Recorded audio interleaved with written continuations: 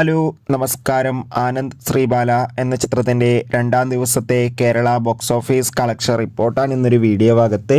വീഡിയോയിലേക്ക് മുൻപ് video like ചെയ്യുക, ചാനൽ സബ്സ്ക്രൈബ് ചെയ്യുക. നവംബർ മാസം ധാരാളം ചിത്രങ്ങൾ OTT റിലീസ് ചെയ്യുന്നുണ്ട്. നമ്മുടെ ചാനൽ ഭാഗം പരിശോധിച്ചാൽ ആ വീഡിയോയ്ക്ക് നിങ്ങൾക്ക് കാണാൻ വേണ്ടി സാധിക്കുന്നതായിരിക്കും. അർജുൻ അശോകൻ, അപർണ ദാസ് എന്നൊക്കെ പ്രധാന കഥാപാത്രങ്ങളായ ചിത്രമായിരുന്നു ആനന്ദ് ശ്രീബാല. ചിത്രത്തിന് ഇന്നലെ രണ്ടാം ദിവസവും അത്യാവശ്യം ഒരു ബുക്കിംഗ് തന്നെ കേരളത്തിൽ നടന്നിട്ടുണ്ടായിരുന്നു.